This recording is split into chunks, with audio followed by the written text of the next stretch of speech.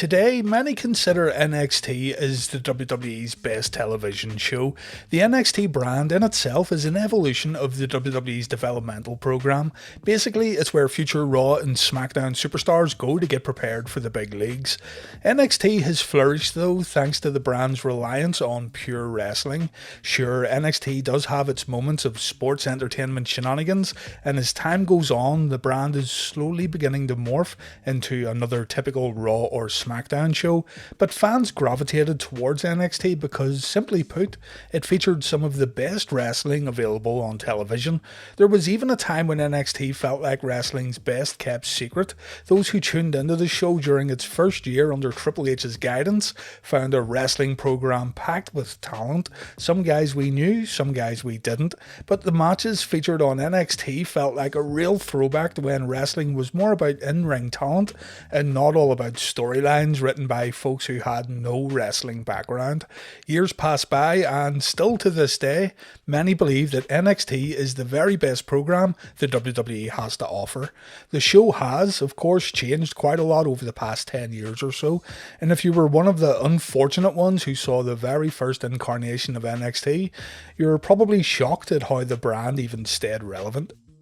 When WWE's version of ECW turned out to be an incredible flop, Vince McMahon made the decision to completely rebrand the show. The WWE's plan was to create a new wrestling show that would mix the scripted nature of professional wrestling with reality-based television, and this show would be named NXT. WWE hopefuls, many of which came from the WWE's developmental territory, Florida Championship Wrestling, would appear on the show hoping to win a WWE contract, and in order to do so, they had to impress a bunch of WWE superstars by wrestling and cutting promos and completing challenges. Some of these challenges had absolutely nothing to do with professional wrestling. In order for the NXT participants to also cross over with Raw and SmackDown, the competitors were given their own mentor, and this mentor was supposed to guide their rookie to the big leagues of the WWE. Rookies who completed challenges could win things like their very own feature on the WWE website, a main event wrestling match, their own theme music. They could also win immunity from getting voted off the show. Basically, NXT was more like an evolution of the WWE's previous reality show, Tough Enough. When all is said and done though, many wrestling fans don't have fond memories of NXT in this early format, and hopefully by the end of this video you'll know why. Before Triple H took over NXT and before the brand became a hotspot for incredible wrestling, NXT was more like a game show that was mixed with reality TV and scripted professional wrestling, and we're going to look at Season 1 in today's upload. The thing about NXT is that absolutely no one knew what it was going to be until they tuned in for the first episode. Airing on the 23rd of February 2010, the very first episode of NXT would introduce us to the rookies, their respective seasoned pros, and we had also learned the format of the broadcast and what the show would entail. The opening video package introduced us to the rookies and their pros, so let's take a look at who we have here. Skip Sheffield, better known as Ryback, and his pro William Regal. Darren Young and his pro, CM Punk. We have Justin Gabriel and pro Matt Hardy, Wade Barrett and pro Chris Jericho, David Otunga and his pro R-Truth, Michael Tarver is with Carlito, Heath Slater and his pro Christian, and finally we have American Dragon Bryan Danielson along with The Miz.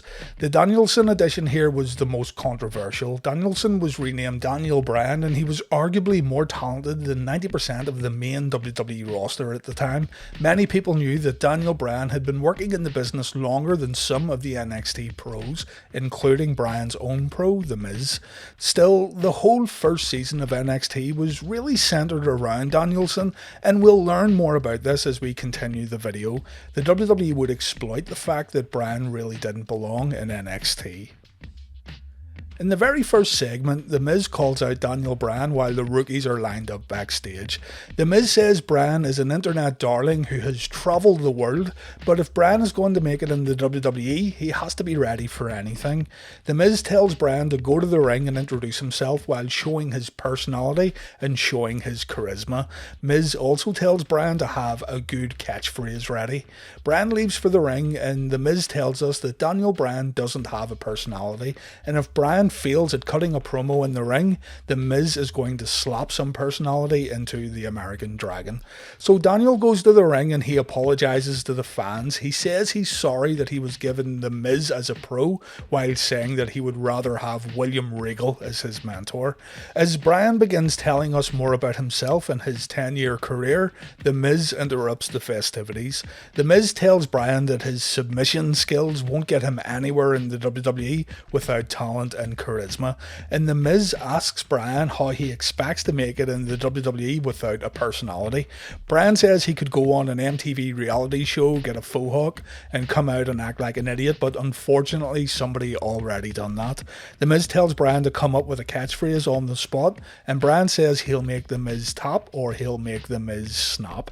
Admittedly, this fell a little flat.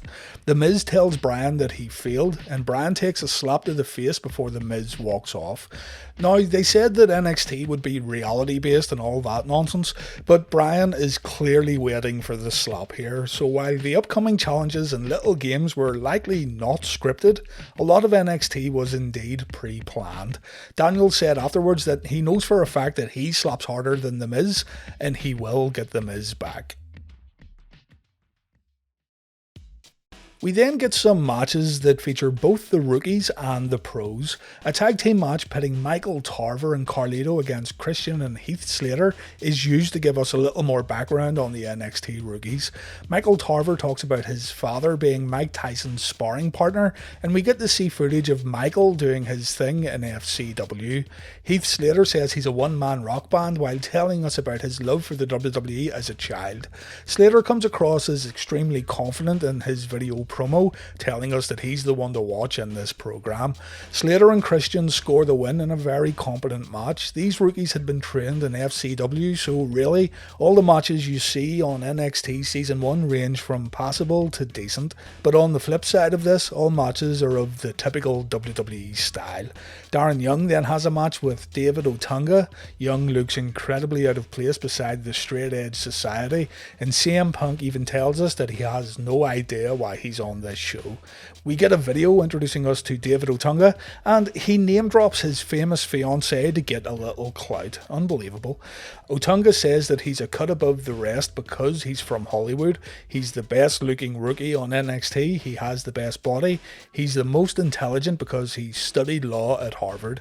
Credentials that would have been adequate enough to get Otunga by without having to say, "I'm getting married to Jennifer Hudson." Otunga then says he has the charisma of The Rock, the cerebral qualities of Triple H, and the power of John Cena. Okay then. Otunga wins his match with a botched spine buster. There you go. CM Punk isn't impressed with Darren Young as we move on to the next segment. Michael Cole tells us that there's another surprise in store for Daniel Bryan. The NXT rookie will be going one-on-one with the World Heavyweight Champion Chris Jericho in the very first NXT main event. Chris Jericho comes to the ring and tells his rookie Wade Barrett to introduce him. Barrett goes on about being the UK's #1 bare-knuckle fighter. Jericho stops Wade, saying that he just wants Barrett to introduce him and nothing more. Wade says, "Have it your way," and Jericho gets introduced as Y2J nods in approval. Daniel Bryan pushes The Miz out of the way during his entrance as Michael Cole says that Daniel is being ungrateful. This is important because Michael Cole would get instructed to rip Daniel Bryan apart on commentary, something that also greatly annoyed longtime fans of Danielson. The first NXT main event gets underway and it's really good. Bryan was given a ton of time to show what he could do because there were lots of WWE fans who had never seen this guy work before. Plenty of stiff shots come from both Jericho and Bryan as The Miz and Wade Barrett look on. Jericho kinda understood the value in superstars who had travelled around the world because Jericho himself had done the exact same thing before his big break in WCW, and I do believe that Chris wanted to put Bryan on the WWE map here with his debut TV match. As the bout progresses, Michael Cole rips into Daniel Bryan more and more, saying that Bryan is only a name on the internet and with fans who enjoy the minor leagues of independent wrestling. Even Wade Barrett feels the wrath of Michael Cole after Wade gives a short interview about what he's learning from watching his pro in action. I should note too that Matt Striker, one of the hosts of NXT, was equally cold towards Barrett and Bryan. It was almost like there was hostility being shown towards the rookies from the WWE announce team, which was very strange. In the end, Bryan tapped out to the walls of Jericho. Y2J forced his knee into Bryan's neck in a callback to his old Lion Tamer variation of the move, and even in defeat, Bryan came out of the match looking pretty good. What wasn't good though was the fact that The Miz attacked Bryan after his match. The WWE were playing into the fact that many fans truly felt that Bryan was a bigger star than The Miz, and so to get heat on The Miz and to get some sympathy on Bryan, The Miz would continue to berate his rookie at every given opportunity. Many also believe that the WWE and Vince McMahon were burying Daniel Bryan right out of the gate. Danielson himself felt that the WWE were misusing him upon his debut, but as time would tell, Bryan would eventually end up in the spot where he rightfully belonged. The first episode of NXT ends with Matt Striker saying that we have just seen a groundbreaking event in television history. This is the future, and this is NXT. Now, if NXT kept this format, I don't think the show would have gotten nearly as much negative feedback. The whole rookie and pro thing could have led to some interesting matchups and storylines that could also cross over into Raw and SmackDown. With that being said, the WWE did say this would be a reality-based TV show, and after episode 1, NXT just felt like any other wrestling show, just with the unique twist of having new competitors paired up with established superstars. There's no way we can end this video after looking at just episode 1 though. We still need to learn a little more about the rookies, and of course, we need to see the infamous NXT challenges. The second episode started off with a rematch from last week, Darren Young versus David Otunga. The commentary team talk about Otunga's fiancée and all the celebrities who have got in contact with David to wish him good luck. The overall rules of NXT were explained during this match. In a few weeks' time, the pros would get together and they'd vote for a rookie to get eliminated from the show, and this process would carry on every week. A pro couldn't vote for or against his own rookie either. This really means that the winners and losers of NXT would be decided by the creative team. Nothing was based on reality here when it comes to the overall victor. Thanks to CM Punk, Darren Young won this match. Daniel Bryan was shown getting taped up. He suffered a kayfabe injury to his ribs the previous week thanks to his match with Jericho, and The Miz tells Bryan that he has a match next against Wade Barrett. The bare knuckle fighter of course takes advantage of the injury to secure a win. Jericho locks in the walls once again after the match just to rub salt in the wounds. We see Matt Hardy backstage with his rookie Justin Gabriel. Justin was born in South Africa and his father was a promoter and wrestler in his home country. Justin debuted at the age of 16 as PJ Black, a name he also used in TNA, the NWA, and currently in Ring of Honor. Justin and Matt are going up against William Regal and Skip Sheffield, and boy, this is an interesting one here. Most fans will know Ryan Reeves as Ryback. He had a run on the WWE main roster and a well-documented falling out with the company in 2016. Some of his peers felt that Ryback was reckless in the ring, and many fans were annoyed that Ryback got such a big push along with so many opportunities within World Wrestling Entertainment. But anyway, Ryback's first WWE appearance was not actually in NXT, it was in the 2004 Tough Enough contest. Reeves was one of the 8 Tough Enough finalists, but he was voted off. Still, he impressed WWE officials enough and he was given a developmental deal that eventually led to this appearance in NXT. Why Skip Sheffield is a cowboy wearing a really bad Steve Austin vest is anyone's guess though, and the pairing of Sheffield and William Regal just seems incredibly odd. MVP was Sheffield's original pro, but I digress. You should check this match out just for the giggles. It's very interesting seeing Ryback trying to pull off this cowboy gimmick. In the end, Ryback and Regal got defeated. So now we've been introduced to all the competitors, let's look at some of the more questionable and weird moments of NXT Season 1. We would go through 11 weeks of NXT before the rookies began getting eliminated, and in the run-up to the first eliminations, the rookies would get put through some challenges that ranged from mildly entertaining to downright silly. On the March 30th episode, a Battle Royal was held where the winner would get to host Monday Night Raw. David Otunga won the match, and David went to Raw where he booked himself in a tag team title match. Otunga teamed up with John Cena to take on Showmiz, and David refused to make a tag during the bout, resulting in Showmiz winning the match. Things got weird when a keg carrying contest was held on the April 6th episode of NXT. Competitors had to carry a filled keg around the ring, and whoever done it in the quickest time would win the challenge. Dropping the keg would result in a disqualification. So half of the NXT broadcast was dedicated to this challenge. Daniel Bryan went up first and he looked incredibly awkward carrying the keg around the ring, but he got there in the end. Michael Tarver had a rough start when he dropped the keg twice before getting disqualified. Skip Sheffield looked like he had the best form, but in the end, Heath Slater won the contest. I'm not sure anyone would have guessed this, but Heath completed his run in 12 seconds flat. Heath's prize for winning? A match against Kane, a match that Slater lost after taking a mean chokeslam. A promo competition dominated the April 13th episode in London, England. The audience would decide the winner, and whoever cut the best promo would win their very own entrance theme. The competitors had 30 seconds to talk about a random subject. Daniel Bryan stepped up first. His topic was on passion, and Bryan fumbled through the 30 seconds, which in fairness included an interruption from Matt Striker. It was pretty bad though, there's no defending it. Wade's topic was the word blasé, and he done a good job. Justin Gabriel had to talk about flowers. Gabriel talked about flowers in South Africa, and he ended up staying silent for the last 10 seconds. Heath Slater talked about cereal, and the UK audience booed when Slater talked about American cereal brands. David Otunga talked about sleeping. Skip Sheffield was supposed to talk about rainbows, but he didn't bother. Michael Tarver's topic was the word itchy. Michael just didn't say a word. And finally, Darren Young had to talk about toothpaste, and Darren talked about the UK's lack of dental care. Wade Barrett was the clear winner here, but Striker decided there would be a tiebreaker between Barrett and Skip Sheffield, and Barrett's new subject was the word wind.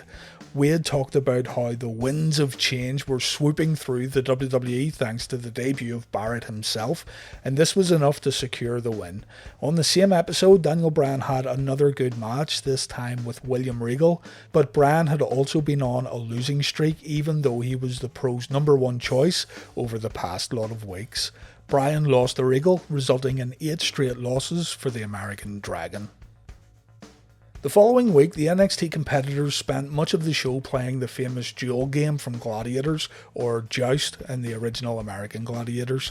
Skip Sheffield won the contest, beating Darren Young in the finals. On the April 27th episode, the creative team must have been really stuck for ideas because the competitors would try to sell event programs around the arena. Whoever sold the most would be the winner. Daniel Bryan said he isn't a capitalist, so he gave away the programs, so count Daniel Bryan out.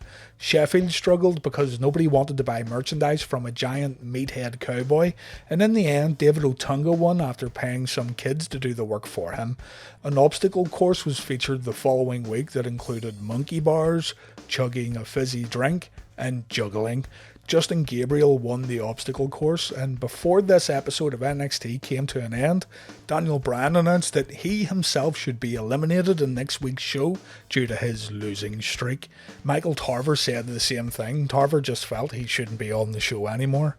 The first elimination was scheduled for the May 11th episode, but the show ended with 3 guys leaving. Michael Tarver and Daniel Bryan were removed due to not believing in themselves, and Skip Sheffield was eliminated due to coming last in the Pro poll.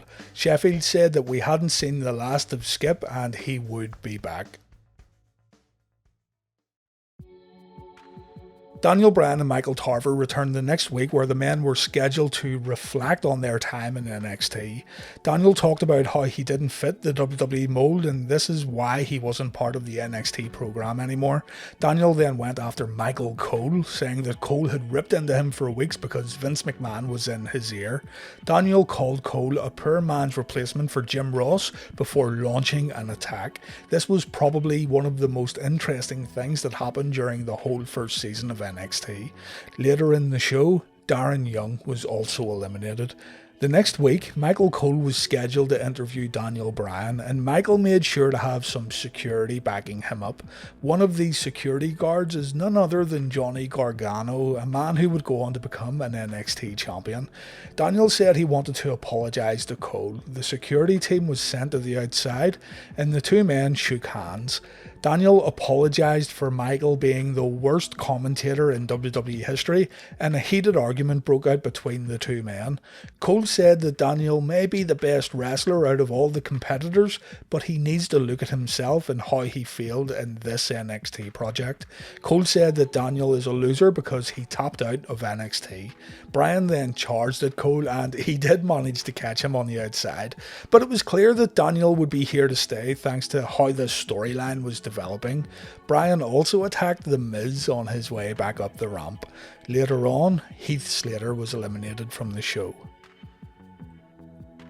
The finale for Season 1 also served as a kickoff for Season 2. David Otunga, Justin Gabriel and Wade Barrett made it to the final show. There would be 2 polls during this evening, with the pros selecting who should win. Justin Gabriel was the first man eliminated, and so David Otunga and Wade Barrett would meet in the final challenge, an NXT rookie face-off where the two men would cut promos on each other. Wade Barrett once again outshined his competition on the microphone, and in the end, Wade Barrett was announced as the winner of NXT Season 1. The NXT Season 1 competitors would then band together to invade WWE Raw as the Nexus faction, but that's a story for another time. Had NXT Season 1 came down to fan opinion, then Daniel Bryan would have been the clear winner. There's a lot to dislike about the old NXT format. I'm not a big fan myself, and while Bryan's introduction to the WWE wasn't ideal, he still became the wrestler that everyone talked about. All Season 1 competitors would have different ranges of success within the main roster, so in terms of introducing these new superstars, you could say that NXT done what it was supposed to do. In terms of a wrestling show that, is supposed to entertain wrestling fans, NXT started out pretty well, but the challenges and games made things a little silly. Grapple fans just weren't interested in how quick guys could drink a Coca-Cola or how much merchandise they could sell. Thankfully, under the guidance of Triple H, NXT evolved into much more than a weird reality and wrestling hybrid show. It's now recognised around the world as one of the better wrestling shows on television, and I think most will agree that the whole format of NXT really needed to evolve after watching the very first season of the show. We will look at the Nexus and other seasons of NXT in the future. As always, thank you for watching.